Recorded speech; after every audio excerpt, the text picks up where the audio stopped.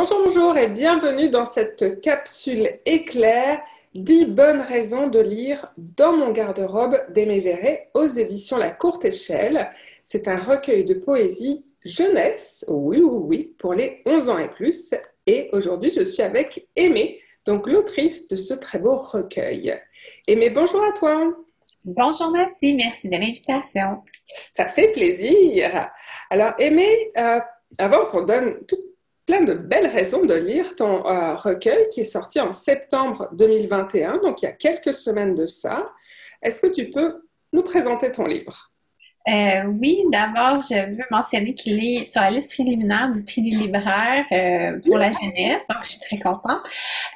C'est un livre de poésie qui parle d'une jeune fille qui entre au secondaire. Et puis le garde-robe, c'est comme le lieu de l'enfance. C'est le lieu où il y avait autrefois des monstres qui nous faisaient peur la nuit, mais qui est devenu maintenant un refuge, un lieu à soi où on peut se cacher un peu quand on a l'impression que tout va trop vite pour soi-même ou pour le personnage du livre. Bien, je te remercie. Je vais juste faire une petite remise en contexte pour ceux qui nous regardent en Europe, en France. Donc, l'entrée au secondaire au Québec correspond à l'entrée en sixième du collège en France. Et puis, le garde-robe, en fait, c'est la penderie de la chambre. Oui, on dit un garde-robe souvent ici, même si on peut aussi dire une, là. Mais souvent au Québec, on va dire un, puis c'est une question qu'on s'est posée quand on a édité le livre, puis on a décidé de garder le masculin. Québécois, ouais, c'est ça. Première raison pour moi de lire Dans mon garde-robe d'Aimé Verret, c'est que c'est un superbe récit de poésie en vers libre.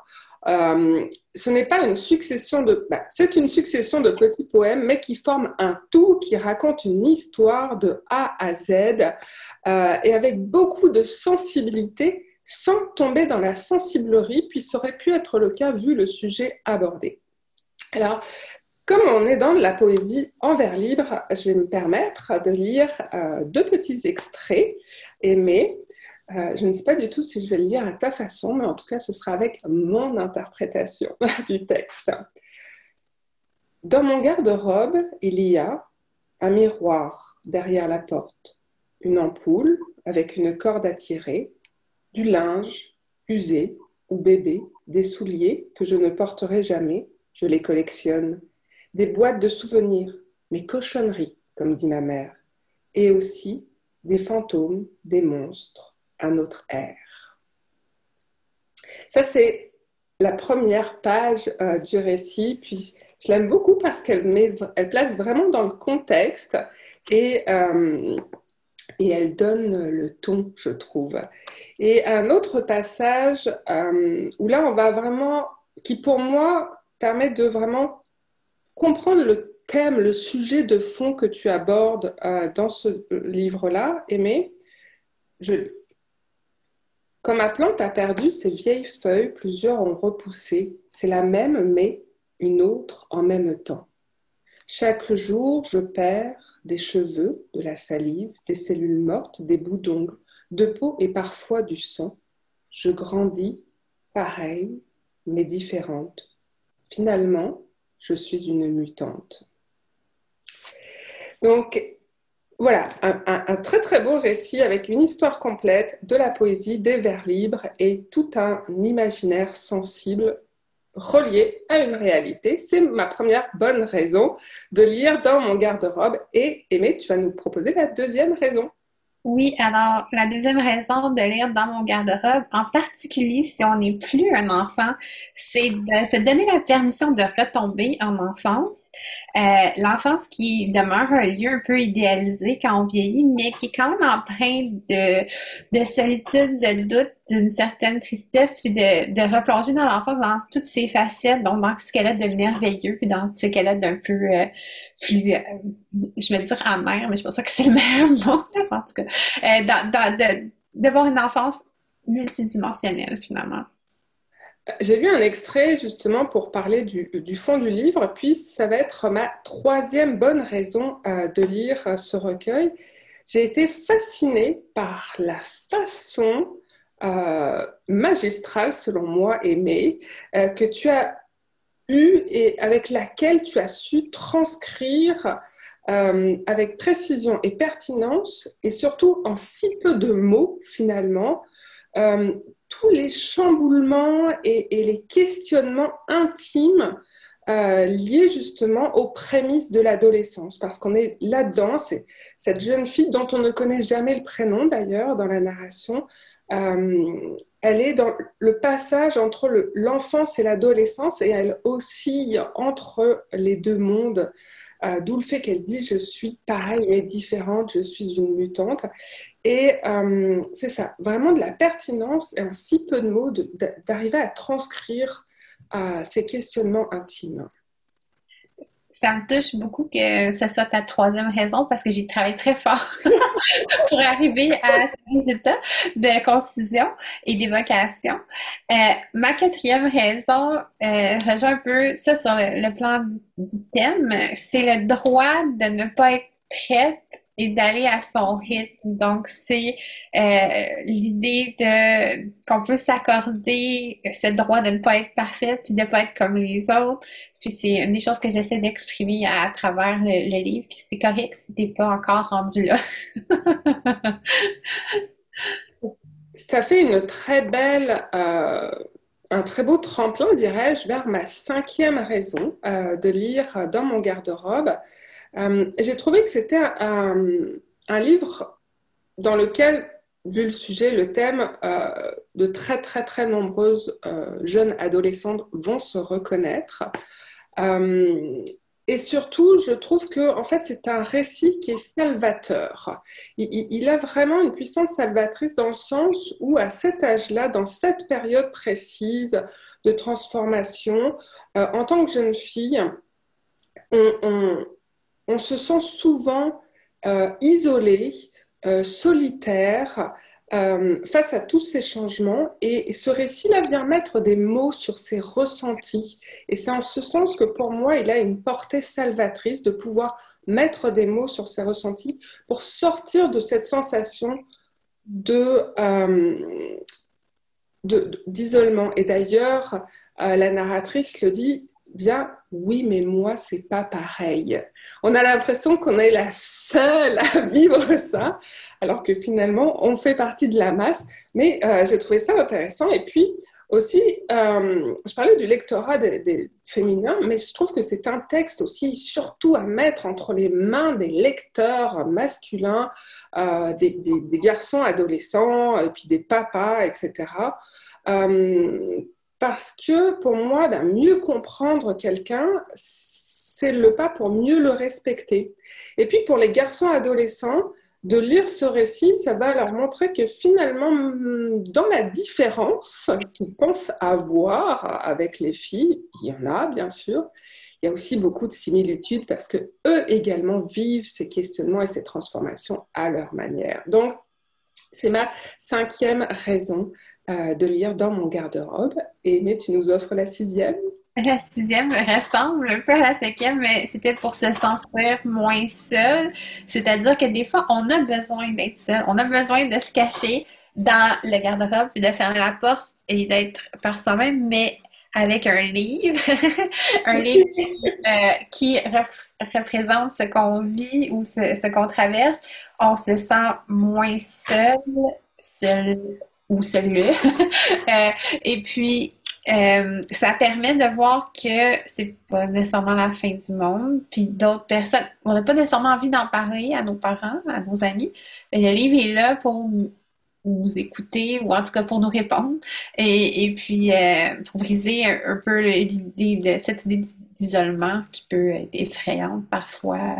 Puis l'idée d'être une mutante, ça peut être plein de puissance, mais ça peut être effrayant aussi. Euh, Tu l'as évoqué tantôt sur le fait que tu avais vraiment réfléchi au choix des mots. Et ça m'emmène vers la septième raison que j'aimerais évoquer pour te plonger dans l'univers de ton recueil de poésie.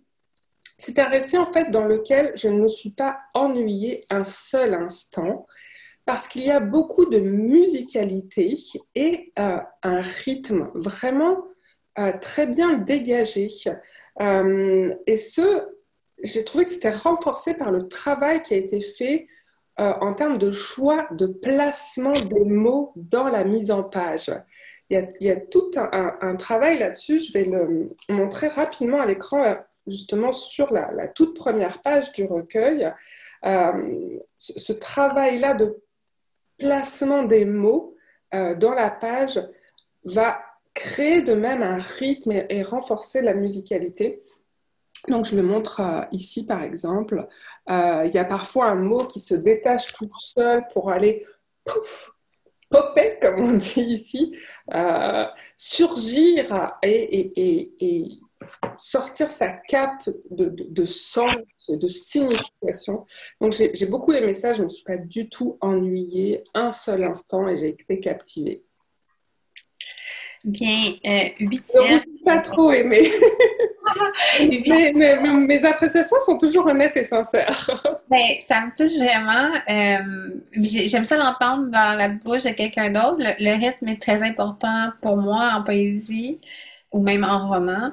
Moi, je fais de la danse, puis c'est quelque chose. Je trouve que c'est le lien entre le corps et le texte, puis le corps est très important dans ce livre.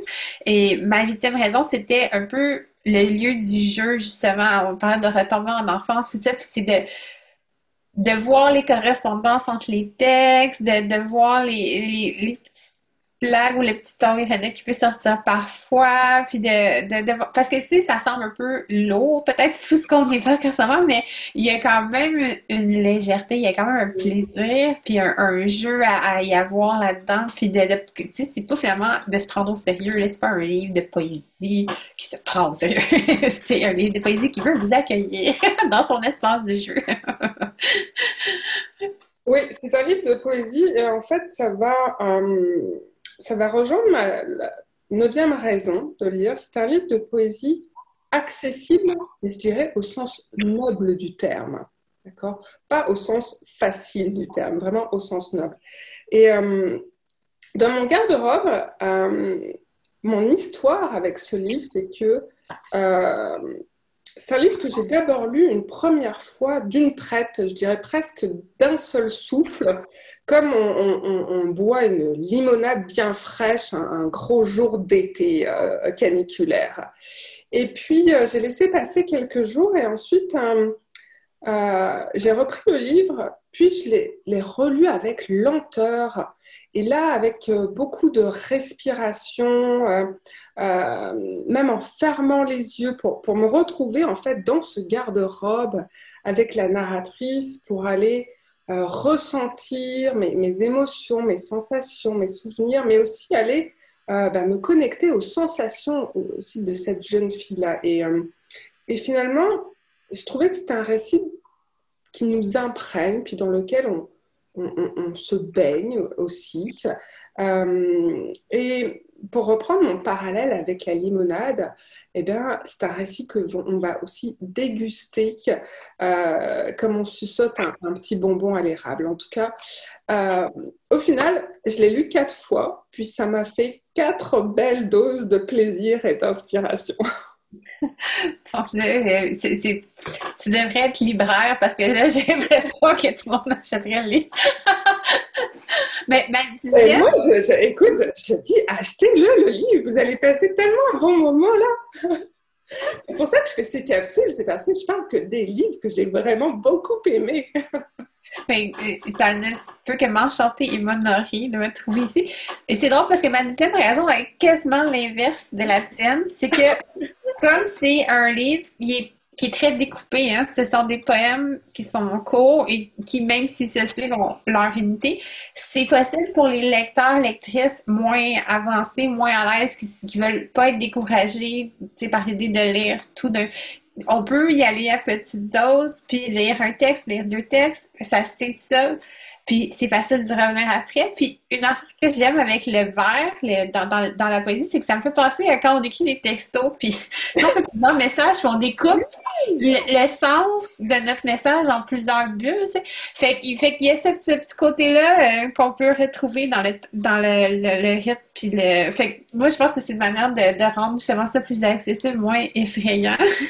On est habitué de lire verticalement maintenant, donc il faut pas avoir peur de plonger de mettre son orteil dans la piscine puis de y aller une page à la fois puis voilà. Écoute, j'aime beaucoup ta 10e raison.